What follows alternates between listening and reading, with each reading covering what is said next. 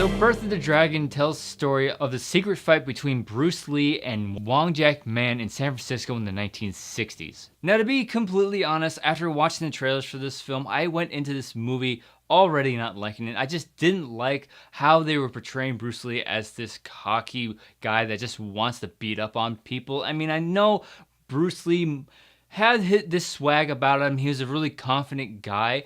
But as somebody who grew up idealizing Bruce Lee as both an Asian American and a martial artist, I just didn't like the way they were handling the character of Bruce Lee just based on the trailer. Because when you think about it, he did so much for Asians in film and for martial arts in general. But back to the movie, I will say that I do try not to go into films with a preconceived notion of what the movie's gonna be. I mean, you go into a movie with that mindset, you're already straight up not gonna like it. So I did try to go in with an open mind and give the movie the benefit of the doubt and try to hold my judgments until after I come out of the movie. And after coming out of this film, I still don't like it, but for totally different reasons. I really wanted to see this fight between two ideologies of Kung Fu, the old ways of doing things and the new ways of doing things, and it's just the two characters just conflict on the way they think Kung Fu needs to be taught and just a lot of that stuff. And by the end of the film, you could have had both these characters learn something from each other, but what you really end up getting is a bland love story of some guy who wants to save his girlfriend from the Chinese mafia.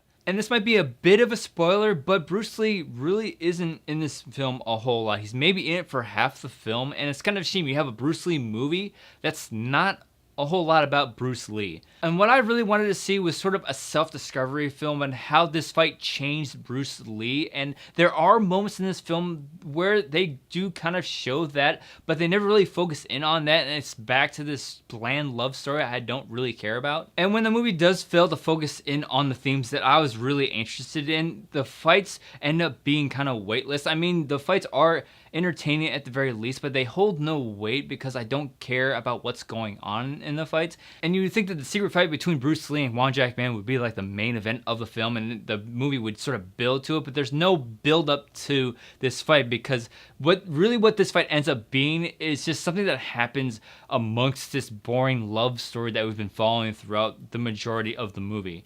And then this fight scene is further watered down because after that, the two main characters get together and take on the crime syndicate, and they end up fighting this giant fight sequence at the end that's kind of pointless and really conflicts with the motivations of the characters leading up to this point as well. And another thing that these two fight sequences do is kind of break the movie's own rules of reality, because throughout the entire film you get the more sense that there's a more realistic storytelling and there's nothing like mystical about the fight sequences.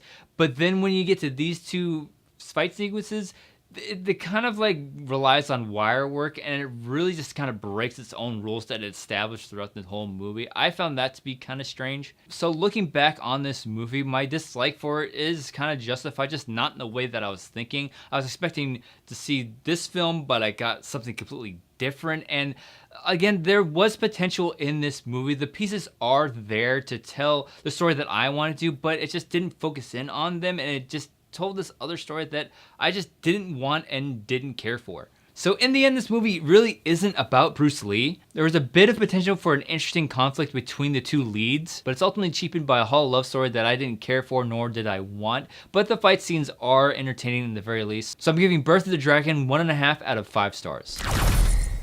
So now it's your turn. If you saw Birth of the Dragon, let me know what you thought of it in the comment section below. If not, tell me what your favorite Bruce Lee movie is. If you like this review, be sure to hit that thumbs up button and check out some of my other videos on this channel. To stay up to date on all of those, the subscribe button is right there.